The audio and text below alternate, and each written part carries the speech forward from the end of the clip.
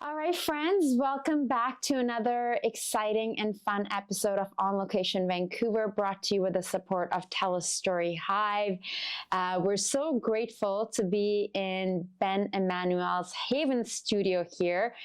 The last time we were at Haven studio, it was in a different location, so we'll give you a little tour later on. Joining me today is someone whose work you may be very familiar with.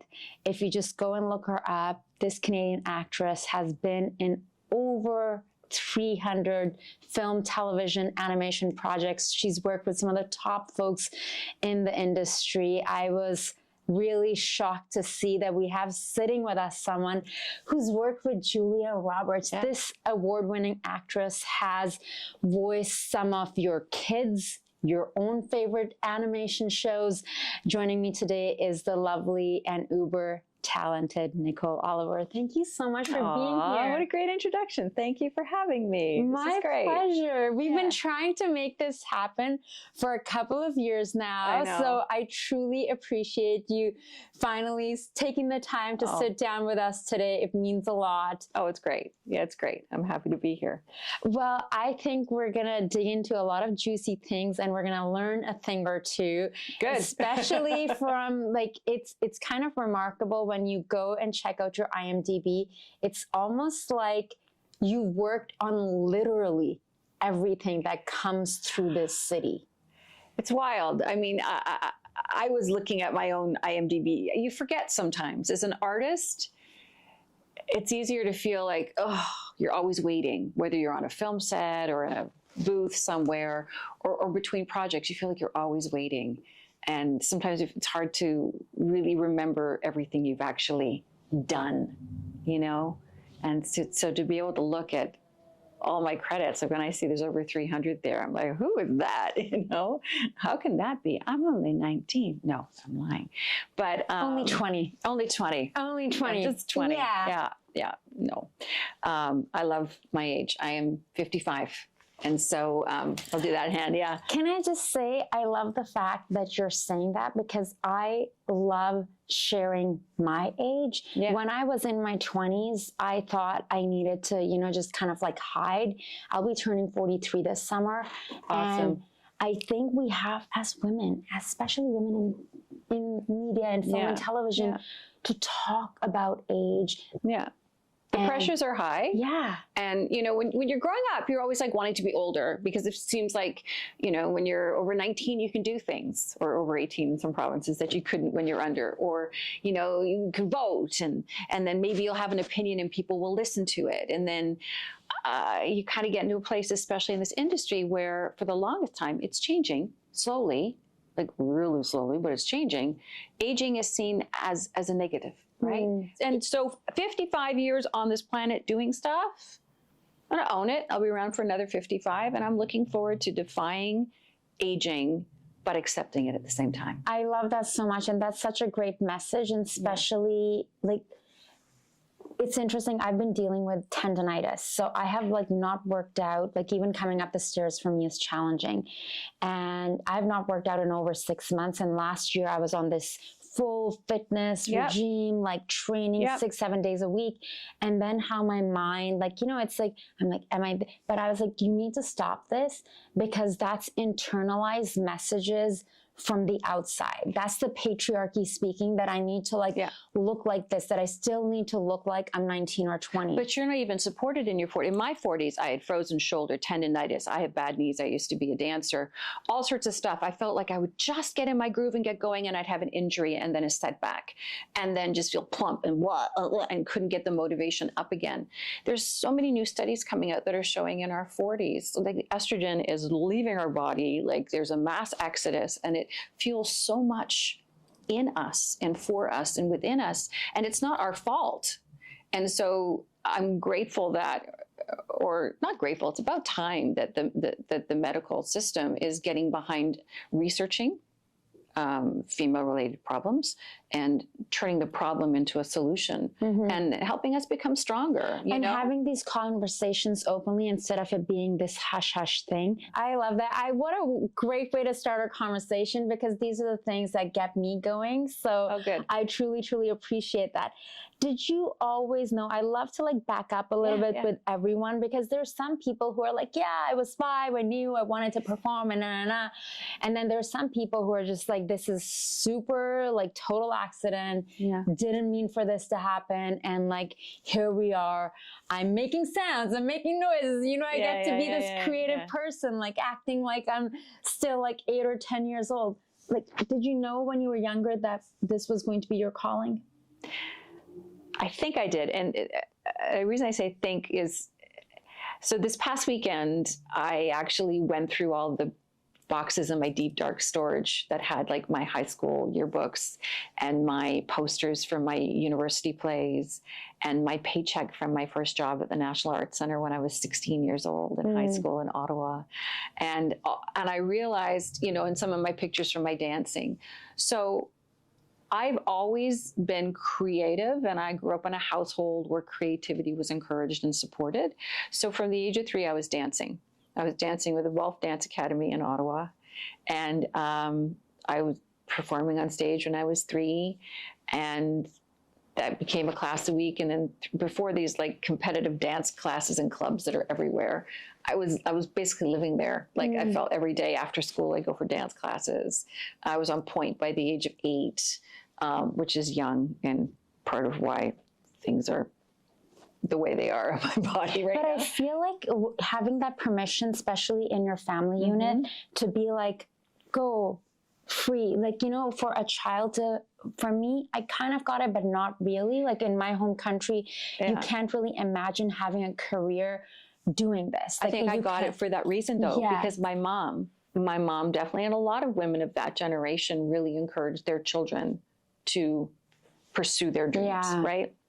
To go for it. And my parents were really supportive of me. It was probably in high school when I started doing some modeling when I was around 13, 14 years old, and doing some plays, auditioning a little bit for a couple of projects. I remember I auditioned when I was 14 for a CBC project that Kiefer Sutherland was in. And it was like, I didn't have an agent. My mom drove me and I was there all day long.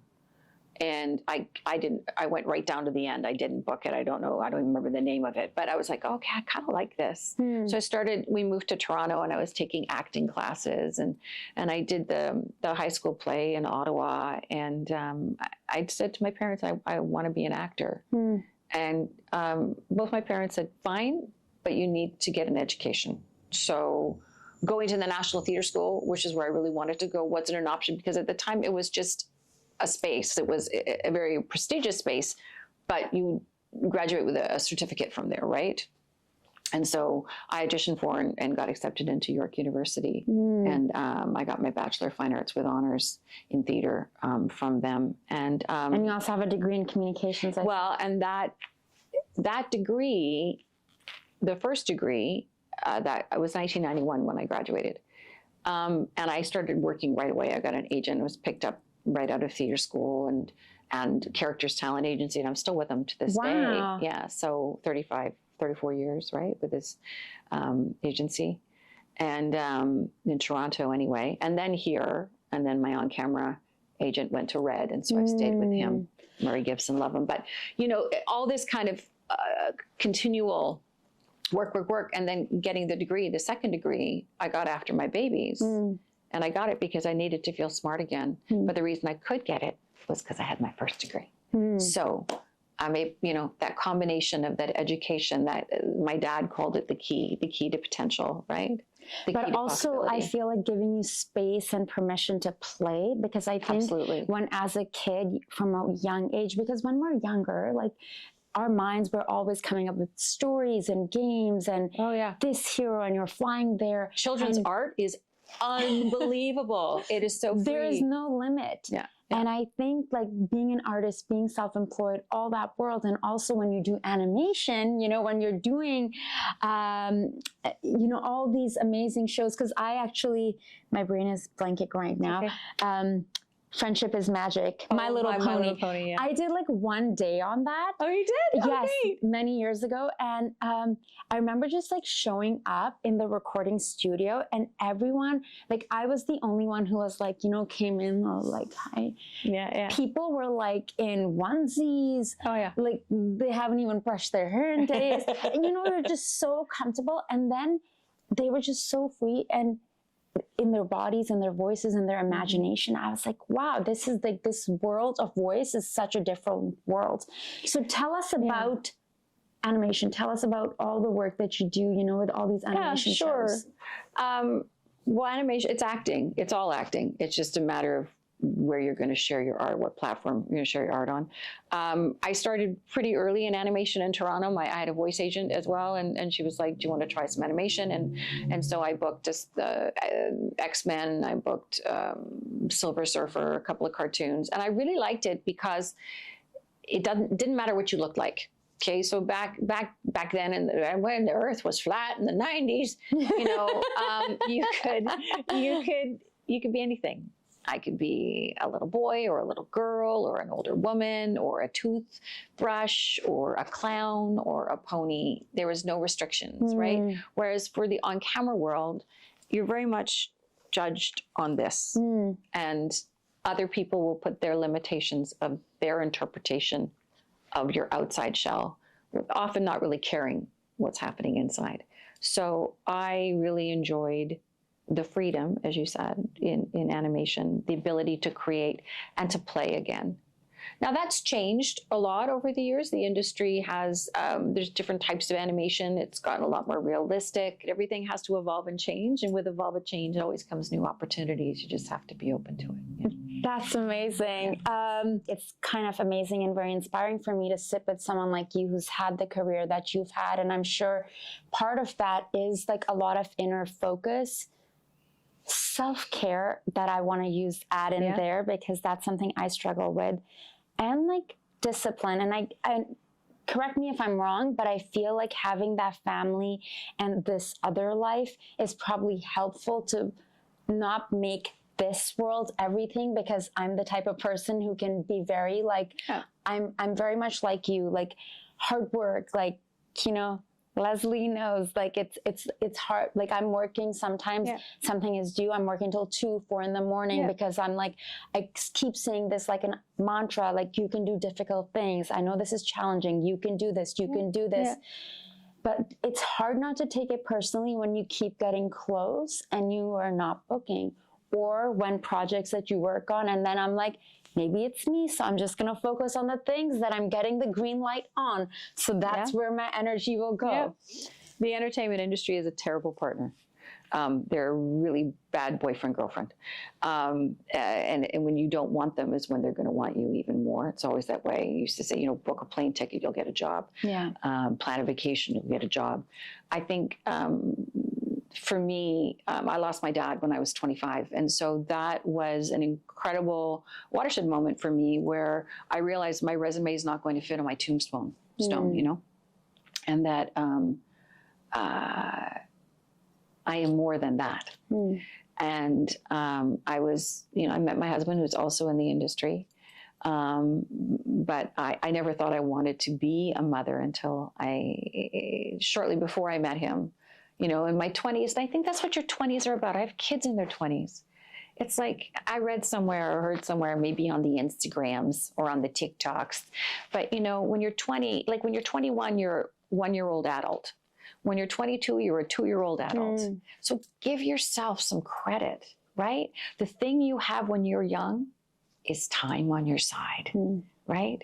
So that's when you can take the big risks and swing for the fences and travel and do all those things, you know, that you want to do and dream to do.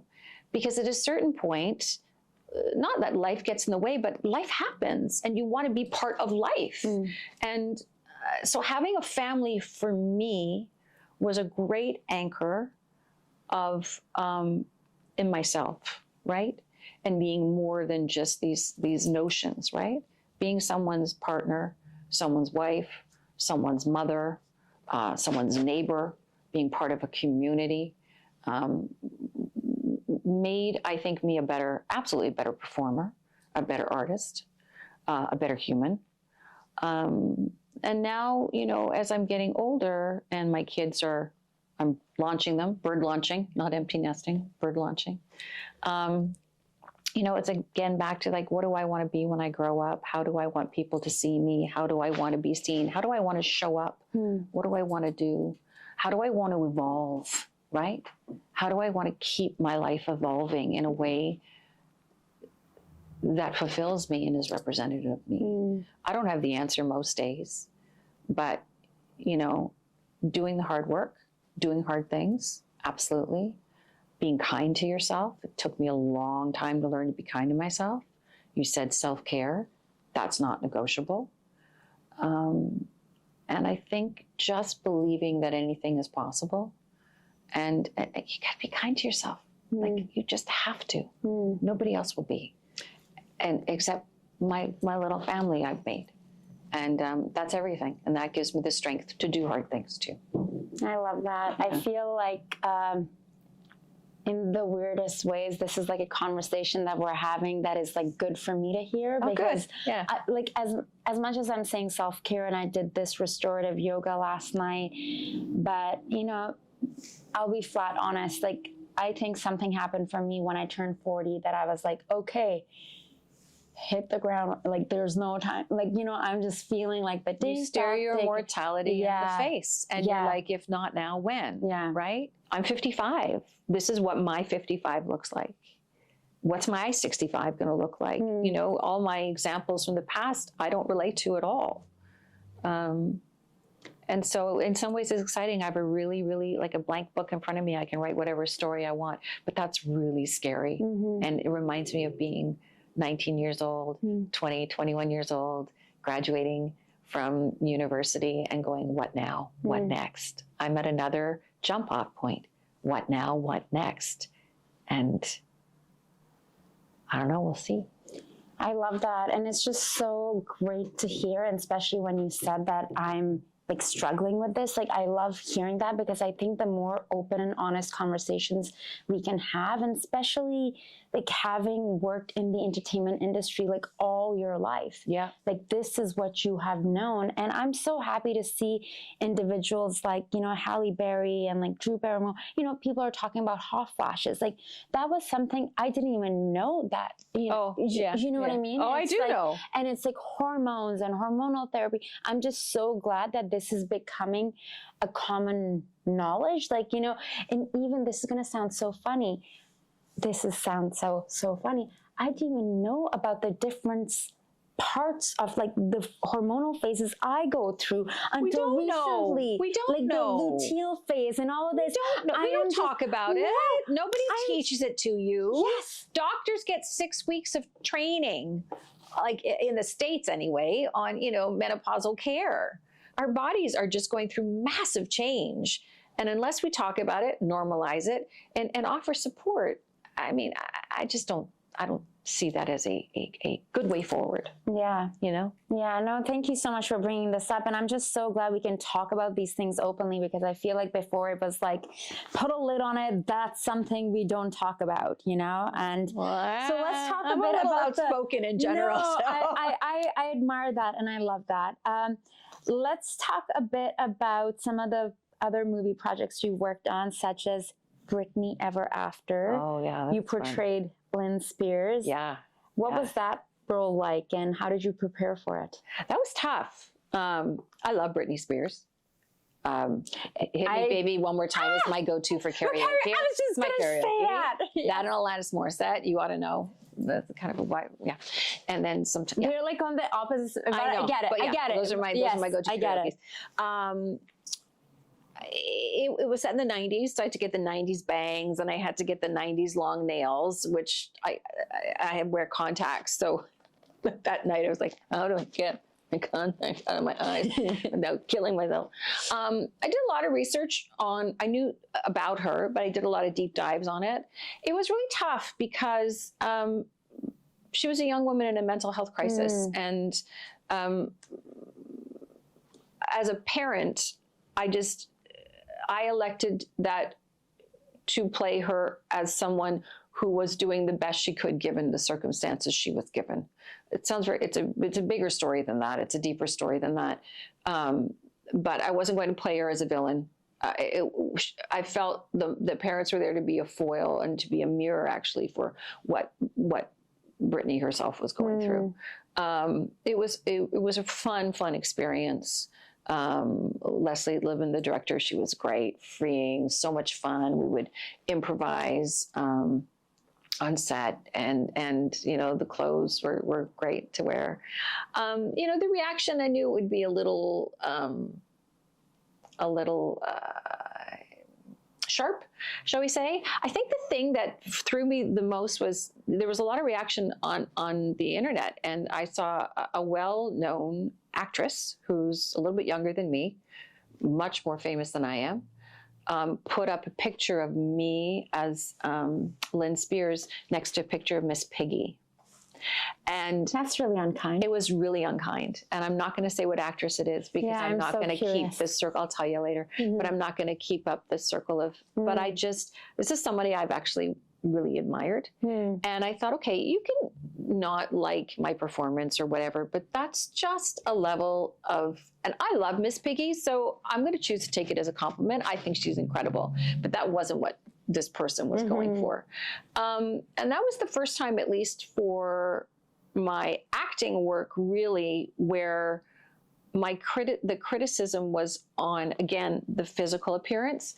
And that is something that's haunted me my whole career. Like, I've never been thin enough or pretty enough. I've had people say to my faces, "You're too ugly, you're never going to work." I mean, just really brutal stuff. You're all allowed your opinion, that's fine, but I'm still here and you're not, you know? So proof is in the pudding. But that was, that project was an eye-opener, because it was really, you know, of the day, and a very controversial subject matter. I love her. I hope she's happy. I don't, you know, Britney Spears, I don't need to know. Her personal life should be her personal life. It was very tragic that what happened played out so publicly. But as an actor, it was great to get a job, and it was fun to do it. The group to work on it was really great. But you know, there is real life comes into all this as well too. And sometimes I'm not a politician, I'm an actor, you know, and some of the stuff you deal with, it's really hard to find a way to deal with it in a way that just doesn't keep the bad energy moving forward. Yeah. I can only imagine if someone did something like that today, it's like they would just be like blasted.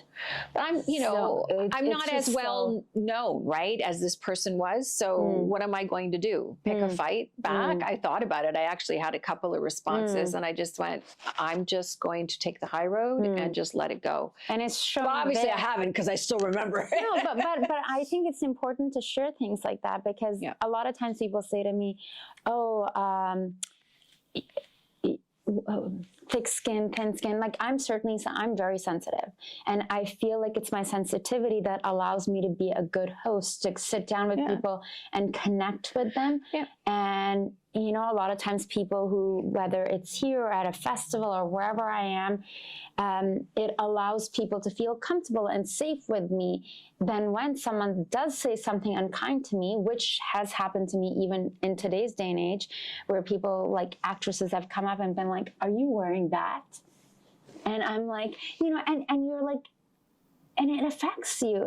But afterwards, I'm like, okay, you know, you just got to let it go, because that shows it's their pettiness, their insecurity, and their inability to find an ounce of humanity in the moment. Yeah. If you could turn back to, like, you know, if you could rewind and, you know, go and talk to your like 18-year-old self or like 19-year-old self, what would you say to like young Nicole? Besides telling her which people not to date? Run the other way, fast. I would tell her, you're doing great. I would tell her not to look in the mirror so much. I would tell her, I always say, eat the bread. Just eat the bread, girl. Just eat it. I say, when I've taught over, and I always say, you know, you have this little voice that lives on your shoulder that's really quick to say all the things you're doing wrong. And I say, rent is too expensive to have somebody not nice live with you, you know? I would have told her to just, that great sense of humor that came along, let it come a little bit earlier, not to sweat the small stuff, to be kind, and it's going to be okay. It's going to be okay. I love that. Yeah. I love that. I know there's going to be a lot of like actors, aspiring actors, creatives, like watching, and you know, I feel like we've talked about so many things and so many honest conversations, from like women's health to your career, and you know, and also your current world, like where you are right now. And I just like appreciate like your openness and your heart that you brought today. What advice would you give to folks out there who are watching? And I would also like to hear, because for someone like me, like even though I keep doing the things that I'm doing, when it comes, like, it is hard for me. Like I don't know why it wasn't like this when I was in my 30s and 20s, but now, like I'm 42, turning 43 this summer. And I keep telling myself, like, you know, it's okay, you're good. Like, you know, like you are where you need to be. But there's a part of me, there's a fire within where I feel like I need to be everywhere, doing everything. Yeah. You know, I need to be going that 1,000,000 miles an hour. Yeah. And I was like in Whistler last week, yet like Leslie was like, deal with the emails later. We'll talk about work later. You just relax. Yeah. You know, and I just feel like I wake up in the morning. It's like, okay, who needs to talk to me? What is the email? You know, and I don't know why I've gotten like that. There is that internalized pressure. And I know part of that has to do with the externals. Sure. You know? Sure. So I'd love to hear your take on all of that. I think we all, and I'm guilty of it, put way too much importance into this thing. I think a lot of us went into it because we thought it would be fun, and it spoke to something within us. And so trying to go back to that kernel of what is that spark that gets your tank going, but you have to spark it and drive it. The tank can't drive you. And I think that ends up happening to so many of us, where we get just caught this hamster wheel where we don't know how to get off to stop it, where we're afraid to stop it because we're afraid we're going to lose our place.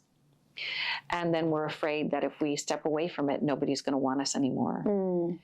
And so community is everything. Having an incredible bunch of people around you, knowing how to ask for help. This is something I'm still working on.